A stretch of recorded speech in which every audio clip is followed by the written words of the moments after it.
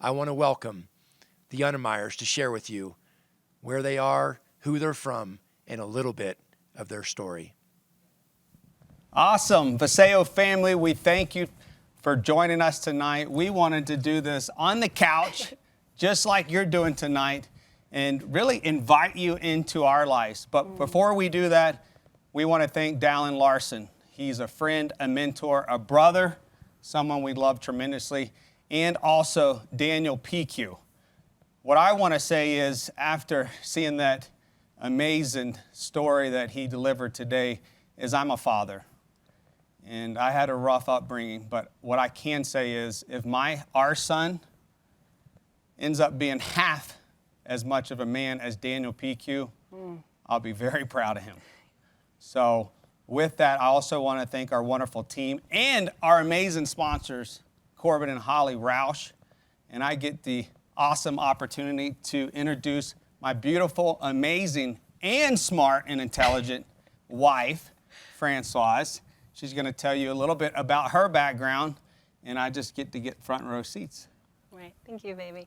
Well, I don't know about you, but I've been looking forward to this convention for months, especially when I heard the title, Tell Your Story. You know, even before I was in this profession, I've always been a growth-oriented person. I just love listening and learning from other people's experiences. And that's one thing I just enjoy about being here with all the leaders, just being able to sit and hear their stories. And I do believe if you have a teachable spirit, you can learn something from every person you meet, regardless of the success that they've had in their life. And so I'm just so excited to be here. And I just want to thank Dallin and Daniel once again. You know, we're just so honored to be here and represent Raseo and just share our story. So, you know, we only have like 15 minutes, right? So it's like, how do you tell your whole story in 15 minutes? And as I started to pull back the curtain on my life and really just look back, it was just so beautiful to see how God has orchestrated all my steps to lead me where I am today. And there's absolutely no doubt in my mind that I know that this profession is where God wants me and Ricky to be. You know, it just wasn't always that clear, you know, like when we first started all those years, like Ricky and I, things were just so tough for us. And it's interesting how God just orchestrates those steps and he puts you exactly where he needs to be, but it's for your purpose. He's preparing you for what's next. And the journey wasn't easy. And I have to say it was definitely worth it. And, you know, today I live the life that I could only have dreamt of. And I would have never had this if I stayed in corporate America. I get to spend every single day with my husband. And years ago, I would have probably been like, what? No way. But we've grown so close. Like, we get up together, we read our Bibles, we go to the gym, we're like workout partners, and we go to the grocery store together. A lot. I mean, a lot. Yes, we do go to the grocery store a lot. But it's like a date. Like, we do a date day, date night. I mean, it's just so much fun, and I just love him more now than ever. Just working together has been like the biggest gift. And even for our children, we have 2 children, Christian and Adriana, and they're just the most amazing kids ever. Christian had a really hard time just being in a school where he had a classroom of like 20, 30 people, so we're able to accommodate that. Christian's home with 2 teachers. I always said I cannot be in charge of his education, so I have 2 teachers that come to the house and help us with that. And then my daughter, Adriana, she's just a social butterfly, and she's so much fun, and she loves being in a community. So she goes to a private school. She just started basketball, which has been amazing to watch, but we go as a family, like Ricky and I, my son. And as I look around at these basketball games, you don't see that. And so the list could go on and on and on. And honestly, there's no words that can really describe how blessed we are. But life wasn't always like this, you know? And I think sometimes as these leaders come up here, you just see that. And I just love Tell Your Story, because we're like pulling back all these layers of people's lives. And, you know, looking back on my childhood, there were definitely some painful memories that, you know, always come back to me. And I think sometimes we kind of hide them and tuck them under the pillow, right? And they disappear. And so writing this, I mean, I must have cried so many times. But when I look back, they really they shaped me. They made me who I am. And, you know, when Daniel was saying, you know, people don't understand Ricky or whoever, but there's just so much pain that makes us who we are. And sometimes people don't get to see that. And so I love that people are sharing their story tonight. And, you know, for me, when I was a young girl, and I mean, I always felt safe. Like, my parents, they were great. And I always felt loved, you know, but there was definitely something missing in my home. My father, he was the most amazing man. He was one of the men that you could just sit at his feet and just listen to him talk so deep. And he had a great sense of humor. He always had every joke, everyone laughing. He was so playful. We played games all the time. But he was very, very strict and very structured. Every morning, our beds had to be made. On Saturdays and Sundays, we didn't eat breakfast until we had our chores done. We got paid for everything we did, whether it was 5 cents, 10 cents. He just taught us lessons of life. It was very, very tough, very hard, but it was tough love. But I think it was that Jamaican Chinese in him. And we lived in Florida. My dad was an accountant, and he worked in New York City. So every 2 weeks, Dad would be gone working in the city, and he would come home. And my mom, she was super caring, compassionate. She was just amazing. She always met all of our needs. She was super hardworking.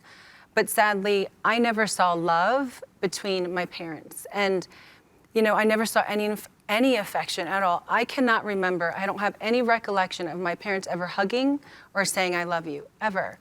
And, needless to say, I guess this is why, things have happened the way it had between them. When I was 9, they divorced. And this was probably one of those moments that I look back at to be one of the most traumatizing of my life. When my mom worked nights and my dad, he worked, he was away for 2 weeks, home for 2 weeks, and this happened to be the time he was home. And I was coming home from school, I was the first one to get home, and I just remember opening the door and the whole house was empty. Like all the couches, the tables. I went into my room, my bed was gone, and I just had so much anxiety and fear. I had no idea what just happened. I remember calling my mom at work, and that was something that was like a no-no. You don't ever call your mom. And they wouldn't let me talk to her. And it just tore me apart. And for so many years, I had so much rejection, and I struggled with self-esteem issues. And then my dad, when he started dating someone else, the woman didn't like me. And so I had to watch from the age of 9 to around 15, every weekend when he was with this lady and he would come and pick up my brothers, he would leave me. And he would leave me at the house, and he would take my brothers because the lady had a young girl that was my age, and he paid more attention to me, and she totally pushed me out of my father's life, and he was my hero. He was my hero, and I've always had this pain, why didn't he want me? What did I do? And it stuck with me for so many years, and I think it moved over into everything I did and just made me feel like I wasn't worth anything. And my mom, when my dad left, things were so tough. She was from a third world country. She's from Guyana. And she didn't make much. She didn't have a good education. She probably at the time made like $5 an hour. She worked 5-6 nights a week, night shift. And I was the oldest, so I had to care for my brothers at the house. And, my nights and my life, I totally missed out on my childhood. I would come home, I would, clean the house, help the kids with my brothers, my kids. I feel like they're my kids. And if you know me and you know my brothers, they look at me like a mom because I was mom, And I just remember, some nights my mom had some time and she would make food, and it was just in a plate covered with foil paper and have our names on it. And that was a really good night. And then some nights for us, it was sardines out of a can. And to this day, I'm I ate sardines out of a can, but it was so good. I have to say, I loved it. I don't know why. Or bread and cheese. That was our dinner. And I think that fear, that anxiety, all the things, the rejection, all of that really is what propelled me into my future. It was such a huge motivator for me not to live the life that my mother did. And I think, honestly, she even instilled a little of that in me, too. She was always pushing me to do, to be better. And when actually it was Daniel who was talking about how somebody believed in, I think my mom was that first person that really, truly believed in me and just always pushed me and just made me feel like I could do anything because she wanted more for me. And so right out of high school, I doubled up on college credits. I worked 3 jobs. I didn't watch a movie. I sacrificed so much. And then I got out of school. By the age of 22, I had built my first home. I was an RN, and I was super motivated and driven, and people see that in me sometimes, and I get this laser beam focus, and it's just something that's been in me from a child because that was what I had to do. You know, I was just so scared, and sometimes people get scared of fear, but I think that is like one of the most powerful things in the world. Is it's such a great motivator. And so for me, with that fear and just not of failing, you know, I worked super hard. By the age of 24, I was a director of nursing, which was amazing. I didn't even think I could actually be a director of nursing. The first time I took my nursing test, I failed, and I almost quit. And so for me to go and take it the second time, and then, you know, not even 2 years later be a director, it just shows you how, you know, when you fall, you have to just get back up, right? Because it doesn't matter how many times you fall, it's just important that you get back on the horse because there's a purpose for you. And sometimes we hit these bumps in the roads and we just think, oh gosh, we can't do it. Well, yes, you can, because that's what I did. You know, and then a few years later, you know, I'm just going fast forward here. I'm very emotional right now. I met Ricky, and he has been the biggest blessing of my life, I have to say. We were married very quick. We actually met on MySpace, and we got married in Vegas unplanned. So if you were to think of anything that would not work, 17 years later, here we are. And then just a few months later, we do everything fast. We had our first Christian, and he was born. And then not too long after that, we had Adrian. And at the time, Ricky, he had a construction company, and I was a director of nursing. And my job was pretty stressful, and I seemed to manage for a while. And Adrian was about 6 months. I just couldn't take it anymore. Every day I was coming home, I was just so stressed out. I didn't feel like I was a wife. Didn't feel like I was a mom. My job had so much pressure, and Adriana was suffering from anxiety. She wouldn't go to the bathroom all week until I was home on Friday. My son was recently diagnosed with some health issues, so every day after work, I would have to go 4 nights a week to some sort of treatment or some sort of therapy. It was one of the hardest times in my life, and Ricky and I looked at each other, and we were like, we have to make a sacrifice. We went down to 1 income, and I decided to stay home, and you know, we prayed about it, and I was just like, okay, this is the right thing to do. And that was so hard for me to give up my career because as much as I loved and trust my husband, I was just always so scared to put all my love and trust in him because I saw what my father did. And for years, he was so gracious to me, and he helped me through that. And then here we go. I leave my job. Just 3 months later, the economy crashed. This is 2008, 2009. We had no work. We went bankrupt. We were living in a big house, our dream home, went down to $400 in the bank account. And we're looking at each other like, oh my gosh, like, was that the right thing to do? But we heard it so clearly. We heard God's voice that this was it was our time to move into the season in our life. But at that moment, we didn't see it. It wasn't clear. But if I didn't do all these things, I didn't go through all those tests, which is now my testimony, I would not be here today. So sometimes we're going through these things and we don't see that God has something bigger for us. Through every storm, there's always something on that latter side.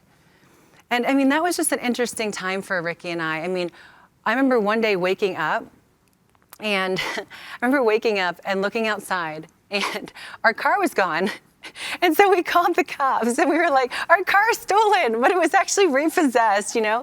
And now it's funny looking back, but you know, then it was so surreal that it was actually happening. But you know, during that time, my whole life, it was just falling apart. My health started to deteriorate.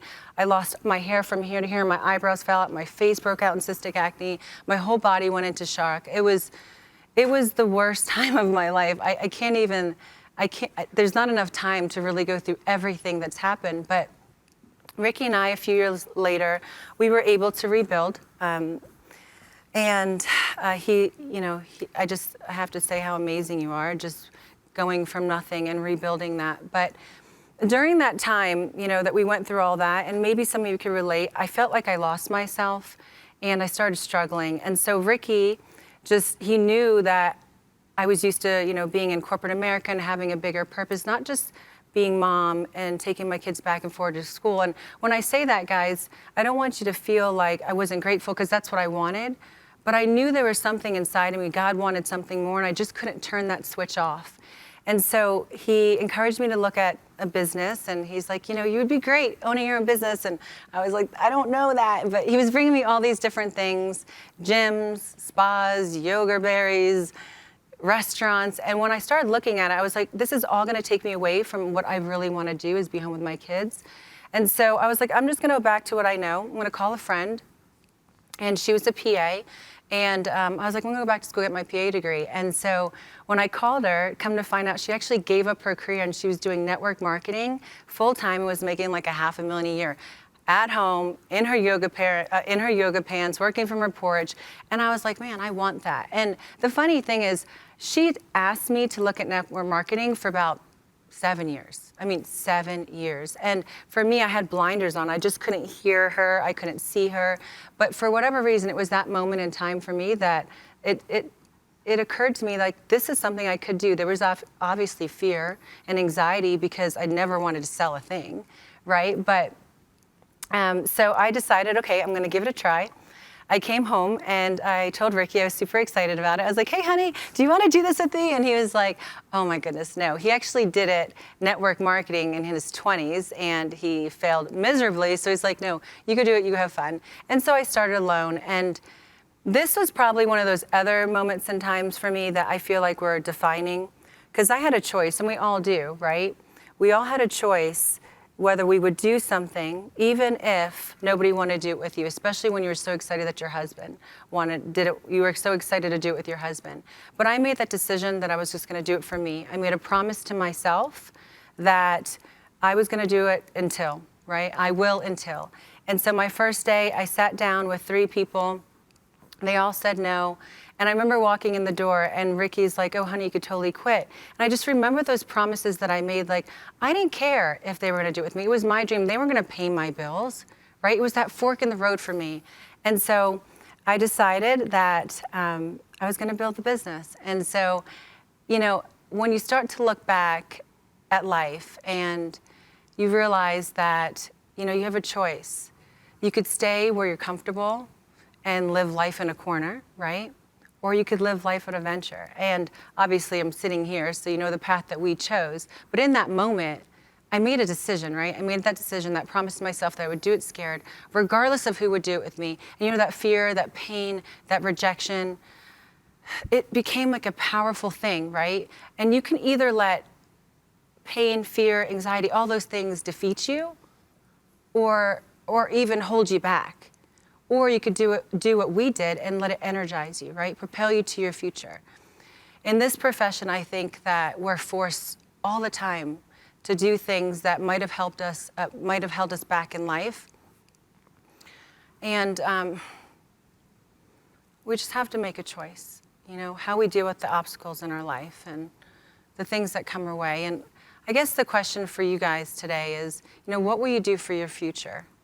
You know, we use that rejection, that fear, that pain, that disappointment as fuel, that fuel to your rocket ship, or will you like live a life of adventure and do something that scares you every day? Because if you're not doing something that scares you, you're not growing. And if you're not growing, you're dying. And I believe in every single one of you out there today, you could do exactly what we've done, or all these other leaders. And these dreams that are in your heart, they're there because God put them there. One of my favorite scriptures is Jeremiah 1:6, and this is where God tells Jeremiah that he's a prophet, right? And Jeremiah's like, what? Wait, what do you say? What are you talking about? I'm too young. I don't have the words. And what he means is that he's not ready.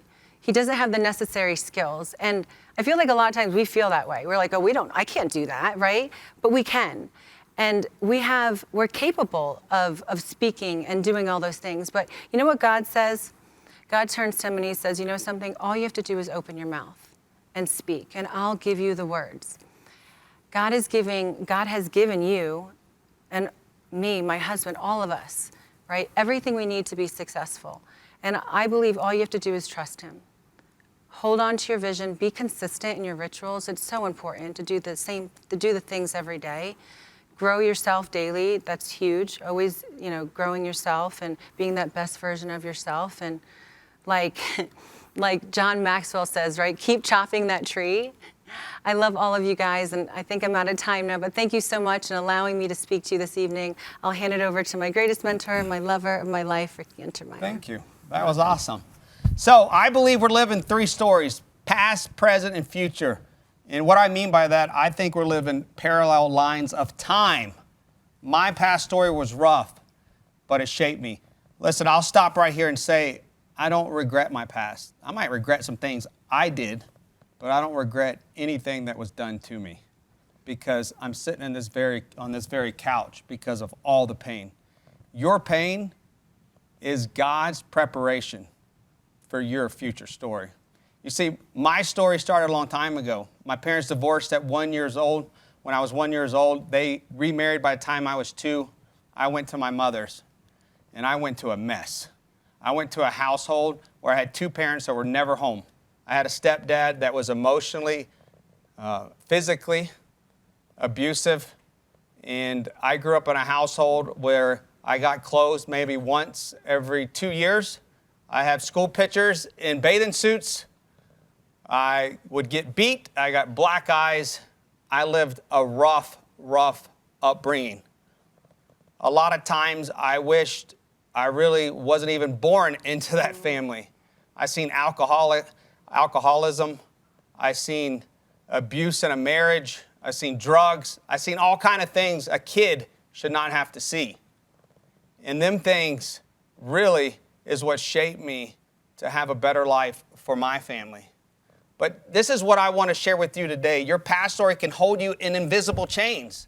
These invisible chains can cloud your vision. And when you feel rejected as a kid, when you feel rejected in this business, it can also put you in invisible chains.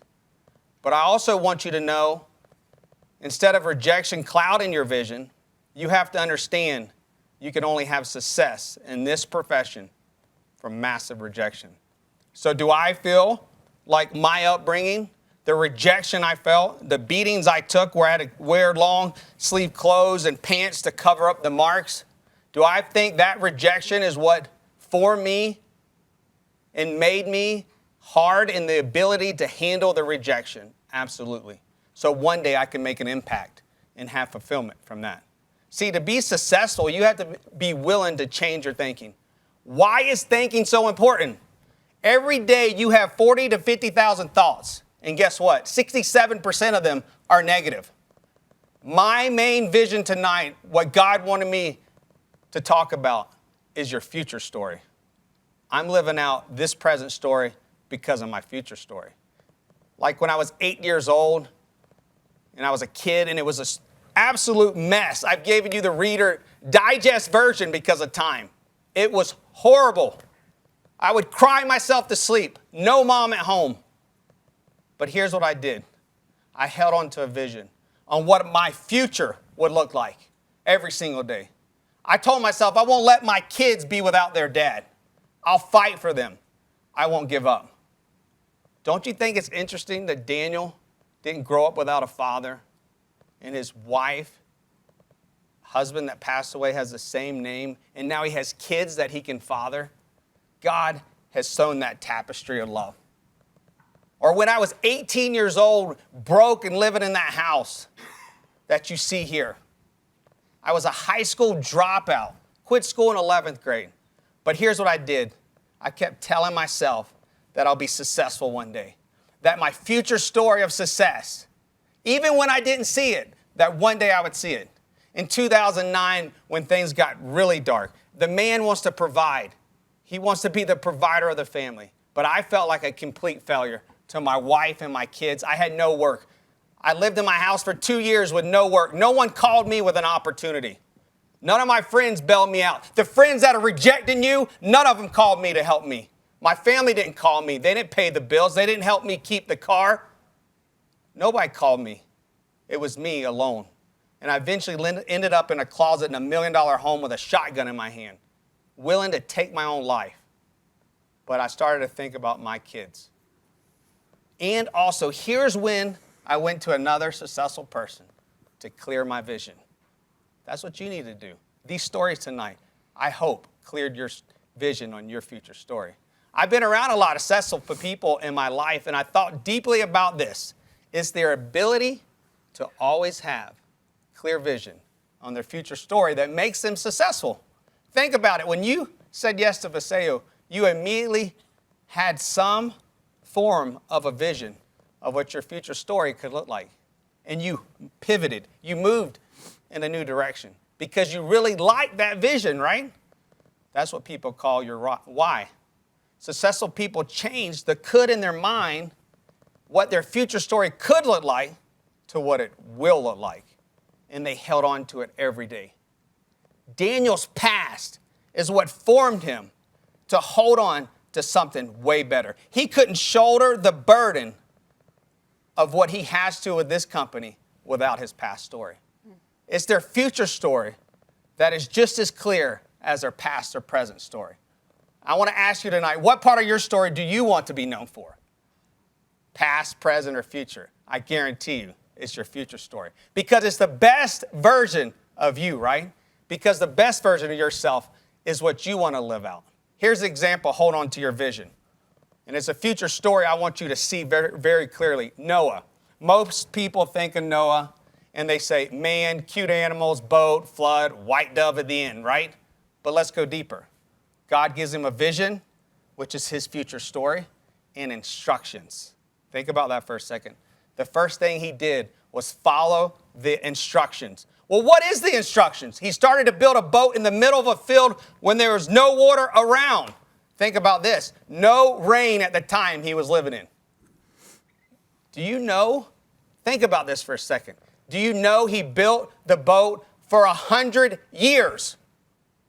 If that don't give you chills. 100 years he sat in a field where there was no rain and he built a boat. Would you build this for 5 years? 10 years? 15 years? How much rejection did you think he encountered for 100 years in the middle of a field? Think about it. Most people don't last 1 week in this profession because their friends reject them of their future story, because they can't hold on to that vision.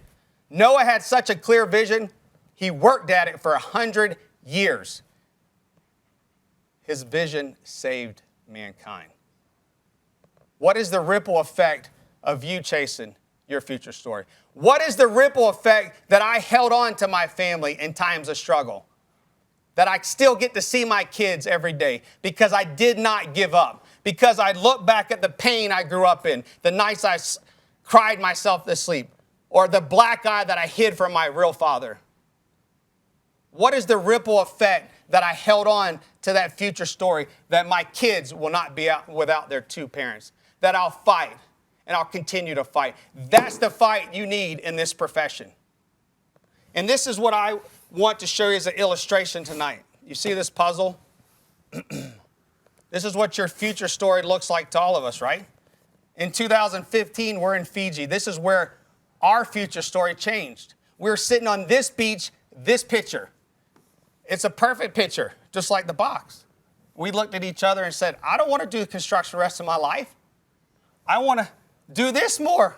I'm tired of the stress. How many people are watching tonight? They're sick of the stress at home, their finances, at work, with a bunch of people they don't like.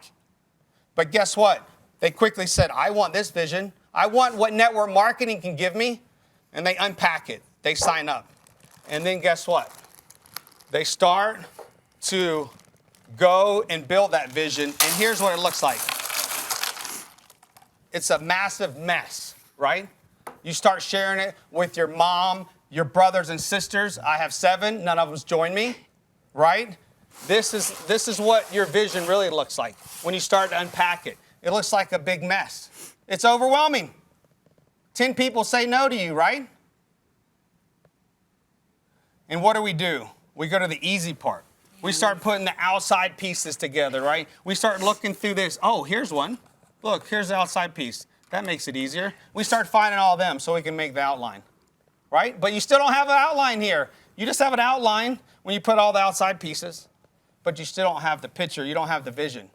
And then what? You get to like 300 blue pieces, right? And they're all blue and they look the same.